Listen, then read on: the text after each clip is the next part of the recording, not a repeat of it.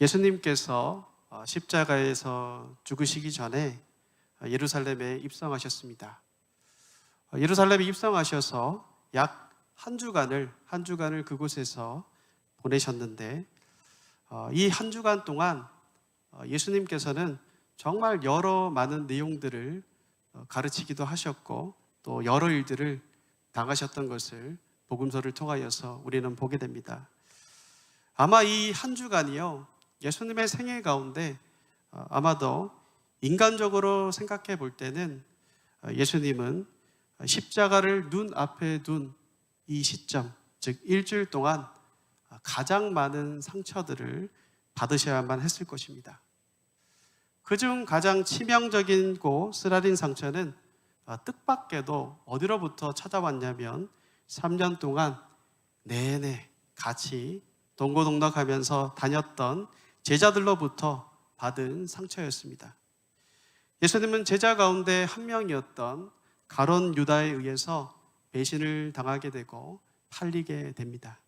그러나 그것보다 예수님께 더 큰 상처를 준 사람이 있었던 것 같은데, 가장 아끼시는 수제자라고 일컬어진 제자로부터 받은 상처였습니다.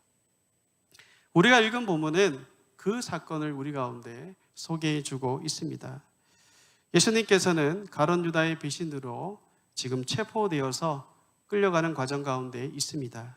그리고 그때에 오늘 본문 말씀 가운데 54절 말씀을 보시면 끌려가는 예수님을 멀찍이 떨어져 가지고 보면서 따라가는 사람이 있었다라고 말합니다.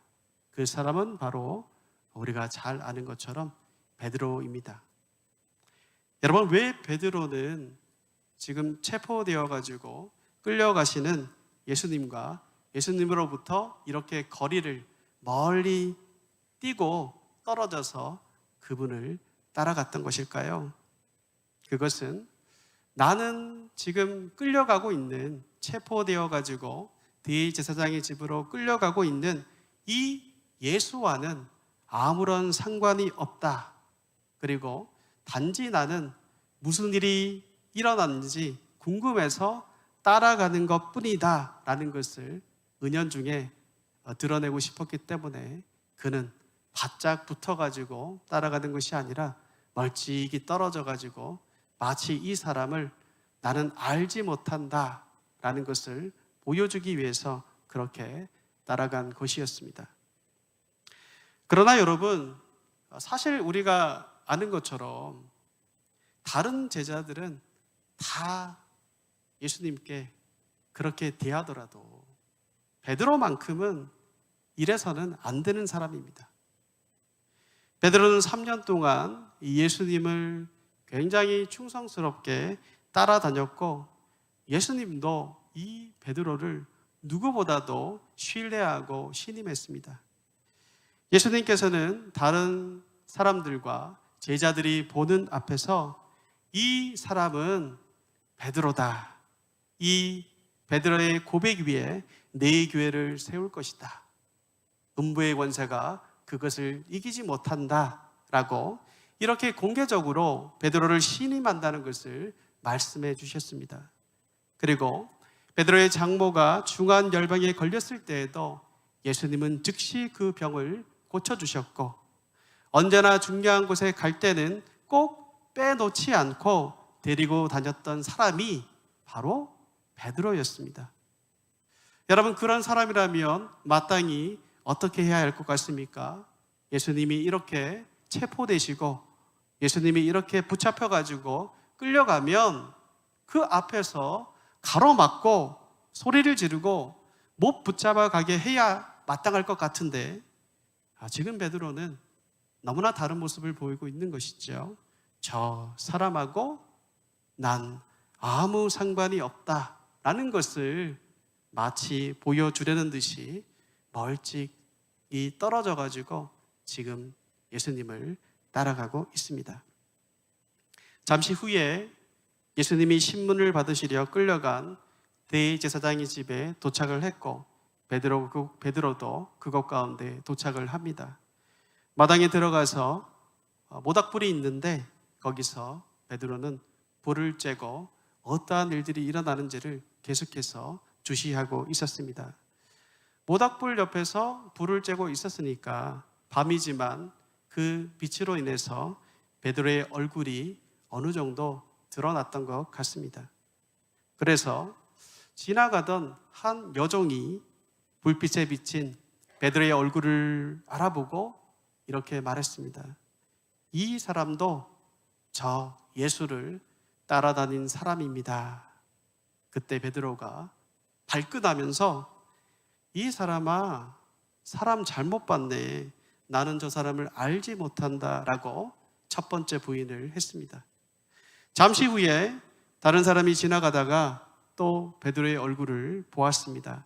그가 이렇게 얘기하죠. 이 사람도 저 사람이 다닌 그 당에 속한 사람이다 라고 얘기했습니다. 그러자 이번에도 베드로가 어떻게 했습니까? 나는 저 사람의 당에 속한 사람이 결코 아니다 라고 말했습니다. 이렇게 두 번째 부인을 한 것이죠. 59절을 보니까 1호부터 1시간 정도가 흘렀습니다. 다른 사람이 또 지나가다가 베드로의 얼굴을 본 것이죠.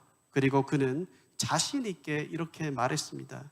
내가 확신을 하는데 이 사람은 갈릴리 사람이고 저 예수와 함께 다녔던 사람입니다 라고 얘기했습니다. 그러자 이 베드로가 펄떡 뛰면서 부인을 합니다.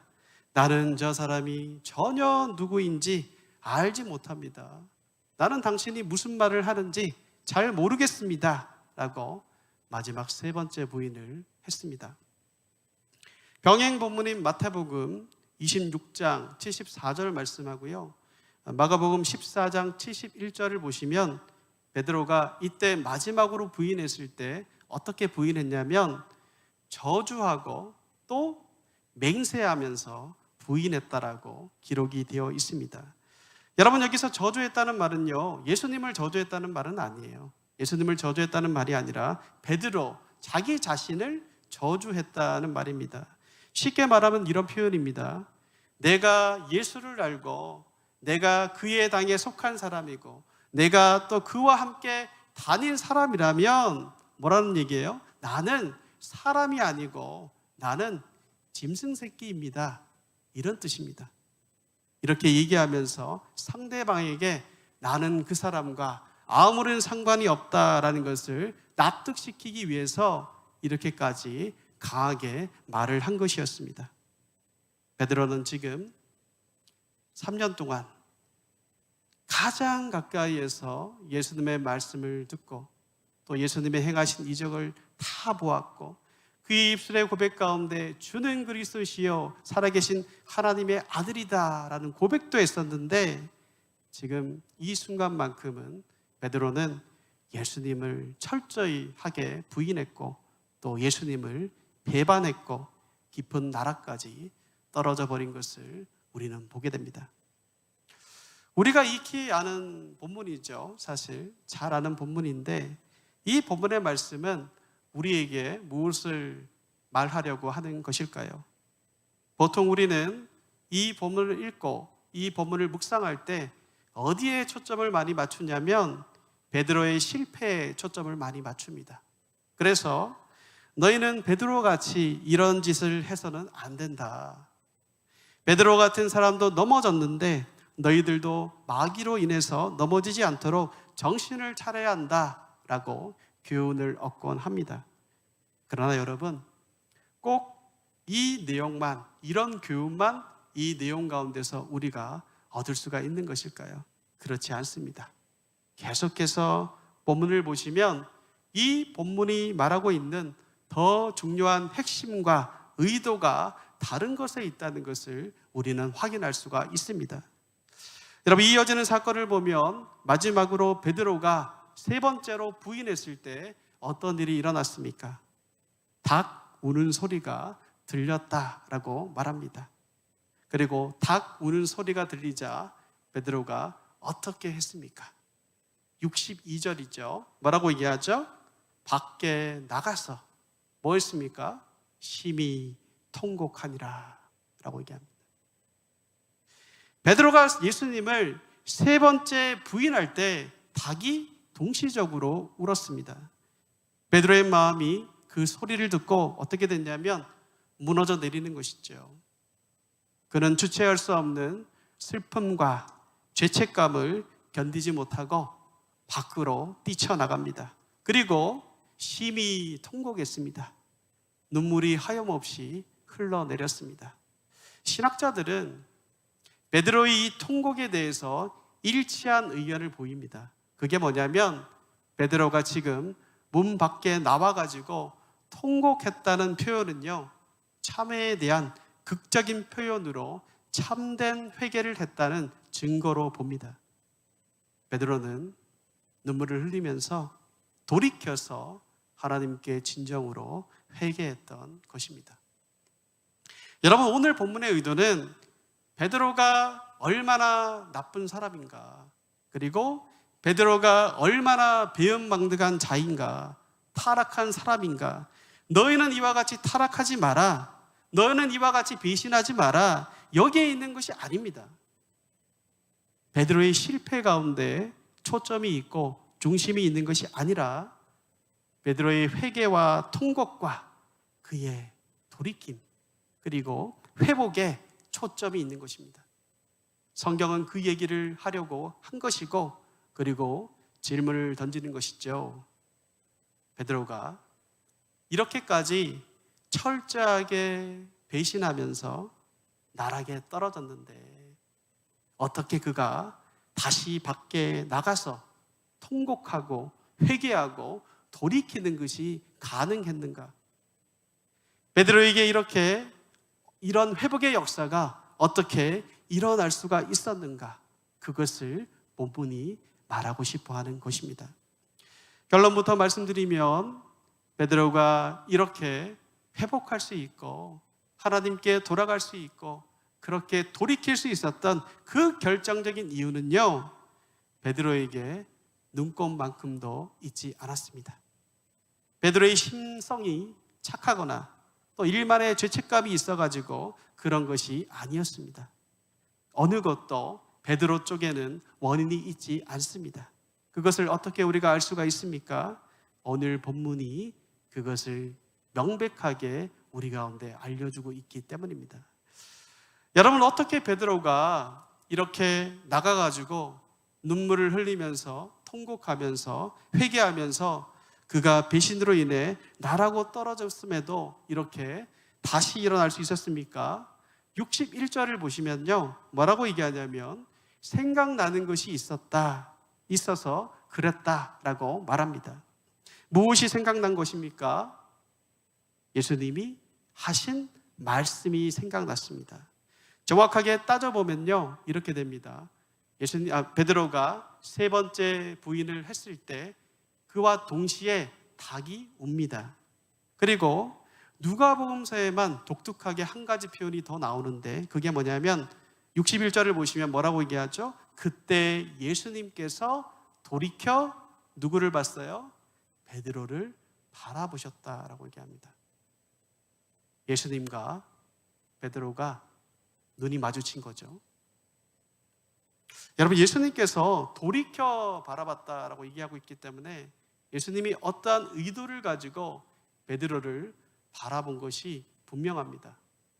예수님은 베드로를 왜 봤던 것일까요?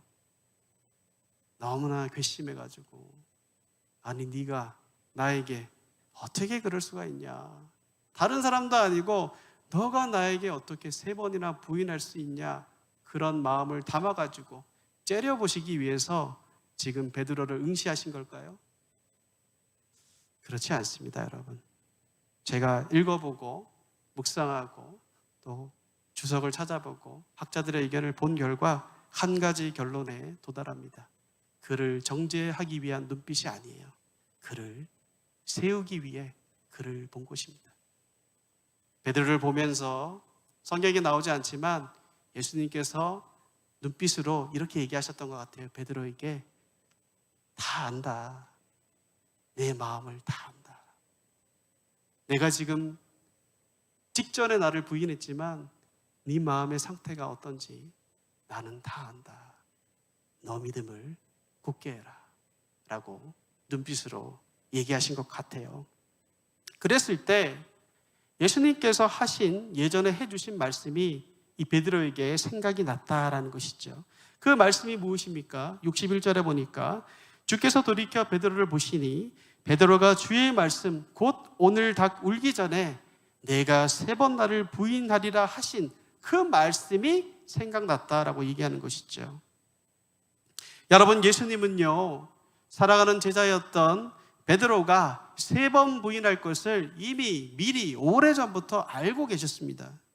베드로가 첫 번째로 부인하니까 예수님이 당황하시고 놀래가지고 저놈이 어떻게 나를 부인할 수 있냐라고 얘기하지 않았습니다. 두 번째 부인했을 때도 저놈이 또 나를 부인하네. 세 번째 부인하니까 이럴 수가 있는가라고 하지 않았습니다. 예수님은 이기지 않게 갑자기 배신을 당한 것이 아니었습니다. 주님은 베드로가 3번이나 철저하게 부인할 것을 이미 알고 계셨습니다. 그 정황이 누가복음 22장 24절부터 34절에 나오고요. 또 마태복음 26장, 마가복음 14장에 자세하게 나오고 있습니다. 예수님께서는 십자가에 달리시기 전날 밤, 유월절 전날 제자들과 함께 최후의 만찬의 시간을 가지십니다. 가지시면서 예수님이 하신 말씀 중에 하나가 무엇이었냐면 나는 십자가에 달릴 것이고 사흘 만에 부활할 것을 말씀을 하셨습니다. 그때에 베드로가 나서서 자신 있게 말하는 것이죠. 다른 사람은 다 주를 버려도 저는 결코 주를 버리지 않습니다라고 베드로가 얘기했습니다. 오늘 본문인 누가복음 22장 33절에서는 이렇게 얘기하죠. 나는 주를 위해서라면 감옥에도 갈 수 있습니다. 그리고 주님께서 죽는다면 그 죽는 자리에도 나는 함께 갈 자신이 있습니다 라고 그는 얘기했습니다. 그때 예수님께서는 자신만만하게 그렇게 얘기하고 있는 베드로를 바라보시면서 이렇게 얘기하셨죠. 오늘 닭 울기 전에 내가 나를 3번 부인할 것이다 라고 말씀하셨습니다. 이때 이미 예수님은요, 베드로가 배신할 것을 알고 계셨습니다. 여러분, 우리가 만약 베드로가 부인을, 그것도 3번씩이나 할 것을 우리가 이미 알고 있었더라면 어떻게 여러분은 하셨겠습니까? 성품이 훌륭하신 여러분들은 잘 모르겠지만 저 같으면 꼴도 보기 싫었을 것 같아요. 베드로가 부인하기 전에 그를 내치거나 그를 버렸을 것 같습니다. 그런데 여러분, 참으로 놀라운 것은 예수님의 선택은요, 일반적인 우리의 생각과 우리와는 너무나도 달랐습니다. 오히려 그분은요, 베드로가 최후의 만찬 이후에 얼마 지나지 않아가지고 배신할 것을 미리 아시고 그를 회복시키고 그를 세우시기 위한 대책을 세우셨다는 것을 우리는 보게 됩니다.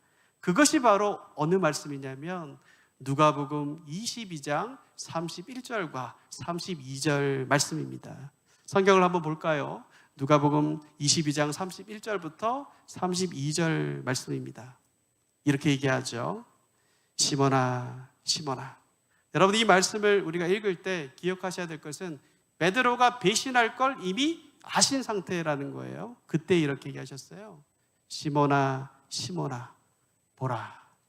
사탄이 너희를 밀 까부르듯 하려고 요구하였으나 뭐라고 얘기합니까? 32절에 그러나 내가 너 베드로를 얘기하는 거죠. 너를 위하여 내 믿음이 떨어지지 않기를 기도하였노니 너는 돌이킨 후에 내 형제를 굳게 하라. 예수님은 자신과 가장 친밀한 베드로가 자신을 부인할 것을 알고 계셨음에도 그를 원망하거나 그를 미워하거나 그에게 정죄와 비난의 화살을 쏘지 않았습니다. 오히려 예수님께서 하신 일은 무엇입니까? 자신의 수제자가 처절하게 타락의 밑바닥까지 내려가고 배신의 절정까지 이르러서 나를 배신하고 그렇게 타락의 나락으로 깊이 떨어졌을 때에 내가 먼저 그를 차 없애버리고 내가 먼저 사람을 버리는 것이 아니라 그 떨어진 그 자리에서 이 사람을 다시 회복시키시고 일으키실 그 대책을 마련하신 것이었습니다. 그것이 무엇입니까?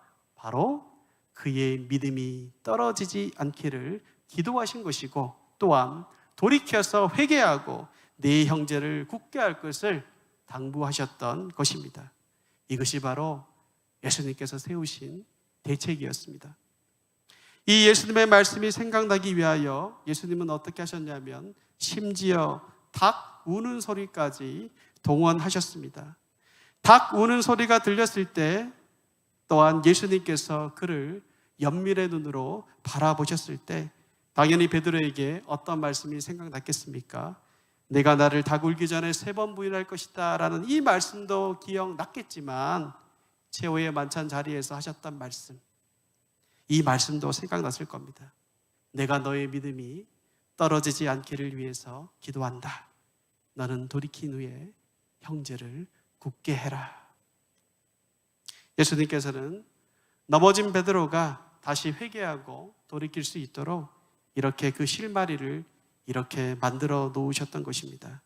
이처럼 베드로가 더 이상 떨어질 수 없는 바닥에 떨어졌을 때 밖에 나가 심히 통곡하고 회개하고 다시 회복하게 될 수 있었던 결정적인 근거는 누구에게 있는 것입니까? 바로 예수님께 있는 것입니다. 예수님께서 그의 회복을 위하여서 세워놓은 이 대책 때문에 그는 회복하고 일어날 수가 있게 된 것입니다. 그렇다면 이 예수님께서는 베드로의 믿음이 떨어지지 않기 위해서 언제 그 기도를 하셨던 것일까요? 이 이야기가 끝나면요, 예수님은 제자들을 데리고 감람산으로 가십니다. 그리고 기도를 하시기 전에 누가복음 22장 40절을 보면 제자들에게 이렇게 얘기하셨어요. 그곳에 이르러 그들에게 이르시되 유혹에 빠지지 않도록 기도하라 라고 당부의 말씀을 전하신 다음에, 그런 다음에 예수님은 제자들과 어느 정도 거리를 띄고 기도하기 시작하셨습니다. 그런데 이 예수님께서 기도를 하시는데 얼마나 온 힘을 다하여서 애를 써서 기도하셨는지 천사가 나타나서 그 기도를 도왔다라고 얘기하고 있습니다. 그리고 또 보면 예수님이 기도하시면서 땀방울을 흘렸는데 그 땀방울이 마치 핏방울 같았다라고 말합니다. 땀이 핏방울로 보일 만큼 그렇게 치열하고 처절하게 목숨을 걸고 그 시간만큼 기도했다는 것입니다. 이렇게 기도하시는 예수님의 기도의 제목이 무엇이었습니까? 자기 생명의 문제를 놓고 기도하는 것이었습니다. 이 잔을 할 수만 있으면 옮겨주십시오. 예수님의 생명을 놓고 기도하는 그러한 자리였습니다. 저는 확신하기를 베드로에게 약속한 베드로의 믿음이 떨어지지 않기를 위하여 그의 회복을 위한 그 기도를 예수님께서 이 자리에 하셨다라고 저는 확신합니다. 자기의 생명의 문제를 놓고 생명을 걸고 기도하는 그 상황에서조차도 주님은 지금 누구를 돌아보시고 계시는 겁니까? 철저하게 배신한 이 제자의 믿음의 회복을 위하여서 기도를 그때 하신 것입니다. 예수님의 이러한 대책 때문에 베드로가 그렇게까지 밑바닥으로 추락하고 떨어졌음에도 불구하고 다시 밖에 나아가서 통곡하고 회개하고 주님께 돌이켜서 일어날 수 있고 회복할 수 있게 된 것입니다. 여러분, 왜 예수님은요 이렇게 하셨을까요? 어떻게 이런 일이 가능한 것일까요?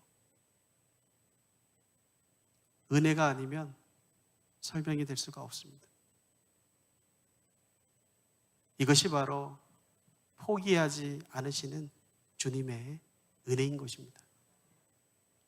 베드로가 다시 통곡하고 회복하고 돌이켜서 제자의 길을 죽을 때까지 생명을 걸고 걸을 수 있었던 결정적인 계기는 베드로 자신 때문이 아니었습니다. 포기하지 않으시는 주님의 은혜가 베드로를 붙든 것이었습니다. 여러분, 이것은 우리에게도 마찬가지입니다. 우리는 베드로의 실패의 장면, 이 장면을 읽으면서, 이것을 보면서 어떻게 저럴 수가 있나? 주님과 동고동락했던 자가 뭐 저런가? 가장 가까이에서 예수님의 이적을 경험하고 가장 가까이 예수님의 가르침을 받은 사람이 어떻게 저럴 수가 있는가라고 우리가 손가락질 할지 모르겠지만, 사실 우리의 모습을 정직하게 돌아보면 베드로와 별반 다르지 않는 자들이다라는 것을 부정할 수 없을 겁니다. 신자로 살아가면서 우리에게 주님의 이름으로 인한 손해가 찾아올 때가 있습니다. 손해를 감당해야 될 때가 있죠. 손해가 찾아오면 어김없이 우리는 어떻게 합니까? 나는 주님을 알지 못합니다 라고 본능적으로 마음을 드러내고자 하는 저희의 마음을 보게 됩니다. 신자로서 마땅히 지켜야 될 사명이 있으면 마땅히 그것을 감당해야 되는데, 부담스러워서 멀리 도망가고 싶어하는 사람들이 바로 우리들입니다. 베드로가 사실 우리입니다. 사실 신자라는 거룩한 이름을 가지고 있지만 주님을 부인하고 주님을 배반하면서 우리가 넘어지고 꼬꾸라질 때가 얼마나 많습니까? 그럼에도 불구하고 우리가 일어나서 주일에, 한 주간의 삶을 시작하는 주일에 이렇게 하나님을 예배하러 이 자리에 나온 것은 우리의 의로움 때문도 아니고 우리가 잘나서 그렇게 된 것도 아니고, 우리 또한 포기하지 않으시는 주의 은혜가 우리를 그렇게 붙드시고 살리셨기 때문에 가능한 일인 것입니다. 여러분, 사도 바울은요, 로마서 8장 34절을 통하여서 부활하여 하나님 보좌 우편에 앉으신 예수님께서 지금 저희들을 위하여서 무엇을 하고 계시는지를 명확하게 얘기해 주고 있습니다. 로마서 8장 34절 말씀입니다. 누가 정죄하리요? 죽으실 뿐 아니라 다시 살아나신 이는 그리스도 예수시니 그는 하나님의 우편에 계신 자요. 뭐라고 얘기합니까? 우리를 위하여 간구하시는 자시니라. 히브리서 7장 25절 말씀도 이렇게 증거합니다. 예수님은 살아서 우리를 얘기하는 것이죠. 우리를 위해 간구하신다라고 얘기합니다. 이뿐만이 아닙니다. 예수님은 또 부활하신 예수님의 영이신 성령을 우리에게 보내주시고 내주하게 하심으로 우리를 위하여 기도하게 하셨습니다. 이와 같이 성령도 우리의 연약함을 도우시나니 우리가 마땅히 빌 바를 알지 못하나 성령이 말할 수 없는 탄식으로 우리를 위하여 간구하심이라. 마음을 감찰하시는 이가 성령의 생각을 아시나니 이는 성령이 하나님의 뜻대로 성도를 위하여 간구하심이라. 주님께서 우리를 위하여서 포기하지 아니하시고 지금 이 순간에도 하나님의 보좌 우편에서 우리의 믿음이 떨어지지 않기를 위하여 간구하시기 때문에 우리가 이 자리에 나와 있는 것이고, 우리가 넘어져도 다시 일어설 수가 있는 것입니다. 지금 이 시간에도 연약한 우리를 위해서 기도하시는 그 포기하지 않으시는 주의 은혜가 타락의 절정에 이르고 배신의 절정에 이른 우리 자신을 여전히 돌이키시고 살리신다라는 것입니다.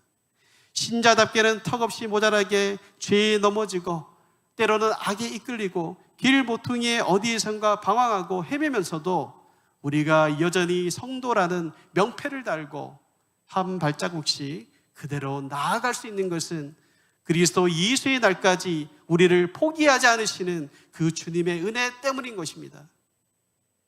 우리를 포기할 수 없어서 주님께서 나아가신 곳이 어디입니까?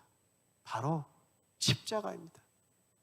우리를 포기하지 않으시려고 자기의 목숨까지도 기꺼이 내놓으신 곳이 십자가입니다. 포기하지 않으시는 주님의 은혜 때문에 주님은 우리를 포기하지 않으시려고 십자가를 향하여 나아가셨고, 십자가 앞에서 모욕을 당하셨고, 십자가 앞에서 죽음을 당하신 것입니다. 그런 포기하지 않았던 그 주님의 은혜의 열매로 우리가 당당하게 살고 있고, 그렇게 나아가고 있다는 사실을 우리는 잊지 말아야 할 것입니다. 여러분, 우리가 주님께서 우리를 포기하지 아니하시고 은혜로 우리를 위하여서, 우리의 믿음을 위하여서 늘 기도하신다라는 것을 우리가 믿는다면 마땅히 해야 될 세 가지가 있습니다. 첫 번째는 자신이 가진 나의 연약함들을 바라보면서, 자신이 가진 나의 부족함들을 바라보면서 나 자신을 포기하지 않아야 됩니다. 될 대로 되라지, 나는 원래 글러먹었어, 이렇게 하지 말아야 됩니다. 내가 때로는 연약하고 믿음이 없어 넘어질지라도 나의 믿음을 위하여서 간구하시는 주님을 우리가 기억한다면 다시 일어나야 됩니다. 왜냐하면 주님이 나를 포기하지 않으시기 때문입니다. 두 번째는 뭐냐면 다른 사람들의 부족함을 보면서, 다른 사람들의 연약함을 보면서 그 사람을 우리가 포기하지 않아야 됩니다. 다른 사람들이 때로는 그리스도인답지 않은 행동을 보일 때 우리는 어떻게 합니까? 저 사람은 원래 저래, 인간은 변하지 않아, 그렇게 하면서 얼마나 많이 우리는 다른 사람을 포기하고 살아갑니까? 다른 사람을 포기하지 않아야 됩니다. 왜냐하면 주님께서는 그 사람도 포기하지 않으시기 때문입니다. 그리고 마지막으로 우리가 포기하지 않아야 할 것이 있습니다. 그 대상이 있습니다. 우리는 하나님을 포기하지 않아야 합니다. 어떻게 하나님을 포기할 수 있냐고요? 예배드리기가 싫고 귀찮고 진정한 예배드리는 것을 우리가 포기할 때 우리는 예배를 포기한 것이 아닙니다. 예배를 받으시는 하나님을 포기한 것이 됩니다. 기도를 아무리 해도 응답이 없는 것 같아 나 이제 기도 안 할 거야 라고 얘기하면서 기도를 포기할 때 우리는 기도를 포기한 것이 아닙니다. 그 기도를 받으시고 응답하시는 하나님을 포기하는 것이 되는 겁니다. 하나님을 포기하지 않아야 됩니다. 사랑하는 베들레헴 교회 성도 여러분, 포기하지 않으시는 주님의 은혜가 이 자리에 있다라는 것을 놓치지 마시기 바랍니다. 주님은 지금 이 시간에도 우리의 믿음을 위하여서, 너희 믿음이 떨어지지 않기를 위하여서 간절한 마음으로 생명을 걸고 기도하고 계신다는 사실을 놓치지 마시기 바랍니다. 그 포기하지 않으시는 주님의 은혜가 우리를 살립니다.